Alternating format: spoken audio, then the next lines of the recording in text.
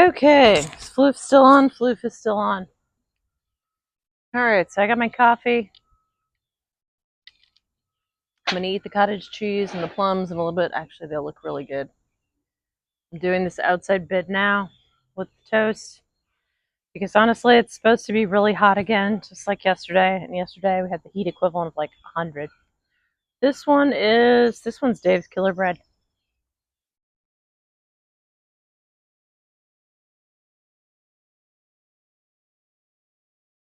It's good. I've had it before. I like it. That's the one that's like $5.39.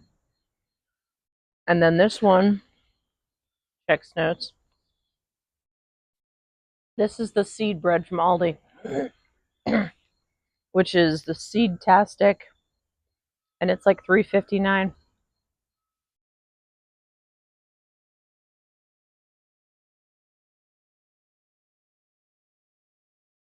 That's good too.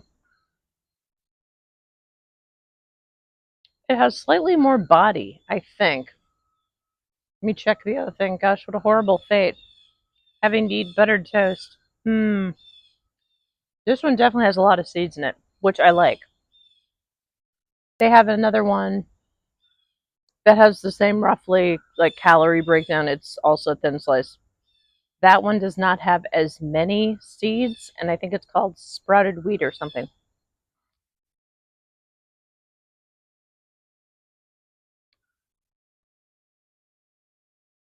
Yeah, the Dave's Killer Bread, same exact flavor as far as I can tell, but a little less chewy, less body. It's more soft.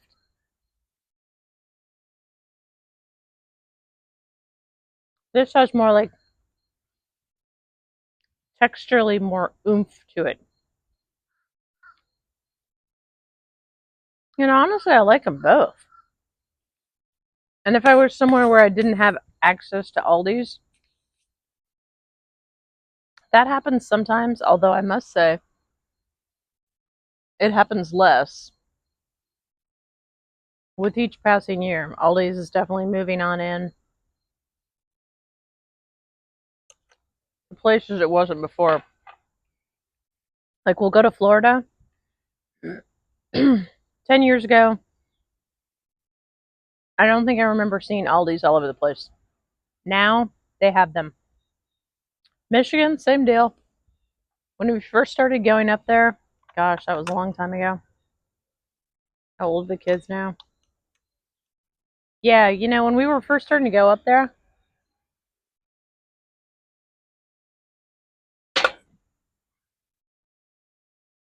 regularly,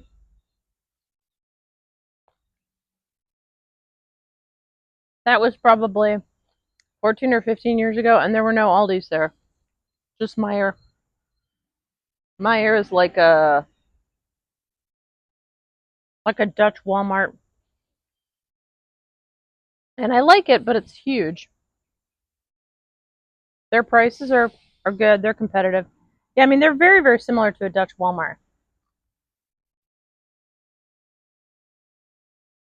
But they have Aldi's up there.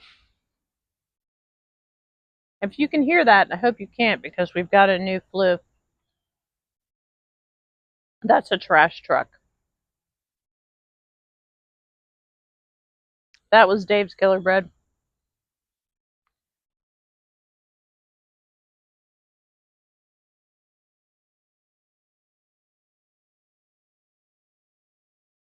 And that was the Aldi Seedtastic. So I'm not going to rate them and give them like 5 out of 10, which they're definitely not. They're both excellent bread. And I'm not going to give them a 10 out of 10 because you can't really. Oh, wow. Okay. Now, children would look at those two squirrels and go, oh, they're playing tag. No, they're chasing each other, but not to play tag. That's funny. But anyway, Dave's Killer Bread, I'd have to look up the dates in which it first came out. and the relationship between Hollywood bread and Roman meal, which were made by the same company. I think you can still find Roman meal, but Hollywood bread is gone. They went out of business in the 1990s, but for a long time, like from the 50s, Hollywood bread was the diet bread. Came in a dark version, which was like seeded. Oh, there's seeds on the bottom of the Dave's Killer bread. It was Hollywood bread was from the 1950s to 1990. That's when they stopped making it. And I think part of the reason was many people in like 1990 were switching over to other more bread like, I don't even know if that's the right term, varieties of dyed bread. For one thing, Pepperidge Farm had come strongly out with their white, thin sliced, it was almost like a dense Pullman loaf. If anyone knows what I'm talking about, Pullman loaves look like regular loaf pans, but they're longer, narrower. If you look at this bread, which is like slightly eaten, you'll see that the slices aren't very large and wide. They're small. In fact, if you take either of these slices and put like a Kraft slice of cheese on it, fits perfectly. If you try that with like Wonder Bread or Bunny Bread, or if you're in a Hispanic area, if you try it with Bimbo Bread or wheat or split top, you're going to see a sizable margin around the cheese slice. Where was I? Oh, yeah. So Pepperidge Farm was coming out strongly with the thin sliced Pullman type loaves where the slices were themselves thinner and then they were also thinly sliced. And they could do that because the bread was quite dense. And the thing with a Pullman loaf is, like I said, long, narrow, and a lot of them would have this sliding lid. So the loaf pan would have grooves inside, and you'd slide the lid. So as the bread rose, it would stop at the top. You wouldn't have that like rounded bread shape, which you do somewhat. You've got to come straight up, and then it goes round. With a Pullman loaf, it's literally square like that.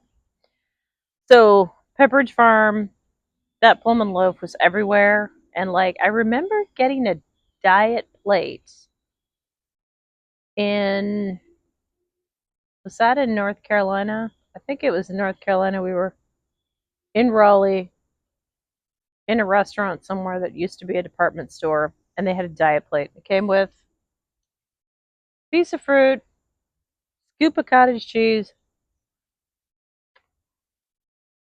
and 2 slices of the Pepperidge Farm thin sliced Pullman loaf. And I think it came with a glass of iced tea, which ironically was sweet iced tea.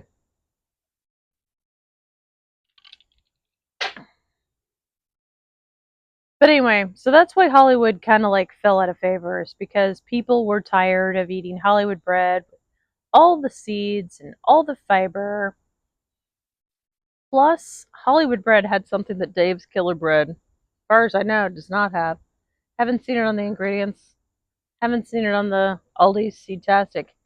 They had something like, I think it was marketed as having half a dozen flours and 8 different vegetable juices.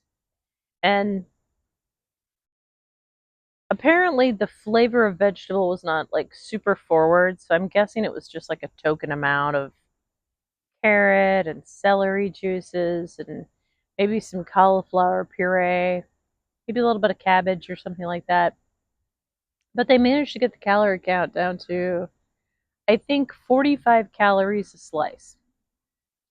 But they couldn't compete with the Pepperidge Farms thin sliced, and they couldn't compete with, what was the other thing? It's like Old Schmidt, and I think it's like 647 bread. And that tastes almost exactly like Wonder Bread. And it's not thin sliced. You'd look at a slice of this and you think like, oh, this is just Wonder Bread. But instead of being 90 calories a slice, it's like 45, like that. Uh, I personally prefer something a little more body, but I've eaten it at times. It does make a spectacular BLT if you're really going for like that old timey, super bad for you sandwich. But anyway, that's about it. I'll try and find some print ads about Hollywood bread, but basically it was started by a lady, Eleanor something. I'll put that all in the commentary panels. And after her second or third marriage, she like married four times and financially did very well out of all of them. Uh, she managed to be part of like the physique crowd, not in Hollywood, Florida, which is where the bread recipe was created, but in Hollywood, California. So she would have like the stars and the starlets, mostly starlets, come in and basically like, oh, I have everything I owe to, Hollywood bread. But she invented this stuff because even though she was giving up everything else fun to stay slim, she couldn't give up her morning toast. So she invented Hollywood bread. So instead of, blowing 90 calories on a slice of toast, she only had to blow 45 calories on a slice of toast. And I gotta say, in the pictures, she managed to stay pretty slim and fit. I think. When did she die? She lived a good long time. I think she actually outlived all four of her husbands as well.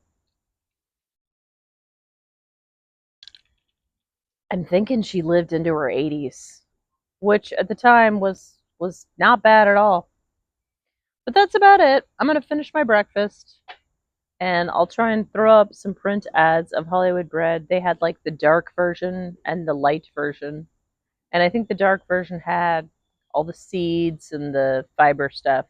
The light version also had all the vegetable juices, and honestly, I think that's what killed it. I think once Pepperidge Farm came along and people are like, oh, I can eat bread again that doesn't taste faintly of cauliflower. That was pretty much it for Hollywood bread. But for all the people who think, oh, Dave's Killer Bread, he's like a Renaissance man ahead of his time. His bread's good. Actually, he sold the company. He doesn't own it anymore. Somebody else does. Um, but he wasn't really ahead of his time. I think he was just a practical, creative soul who looked around and went like, "Oh, I remember that Hollywood stuff bread. My mom used to eat that," and was like, "I could make some of that and make it even better." And turns out he could and did. So people do make copycat recipes, trying to get as close as possible to the Hollywood bread. I don't know because I never ate it as a child. My mother never. I don't think she ever purchased it. I'm not even sure she ever purchased the Pepperidge Farm bread. I don't think I had it until I was like in my very early 20s. No. I did. I was over at my cousin's house and we took some of her mother's Pepperidge Farm and we made toast out of it and we didn't like it. And so we left it on the counter and I think we got in trouble for it because the Pepperidge Farm thin sliced bread was not like your cheap generic bread. It was expensive. And I recall her being a little irritated that we took her bread and we made toast with it and we didn't even finish it. Oh well. Childhood memories. Oh, my aunt. Anyway, that's about it. That's probably enough about Hollywood bread. In the showdown, I would say we're gonna go for like the attitude of the 2010s. You're all winners here. Actually, they are both winners. They're both quite good.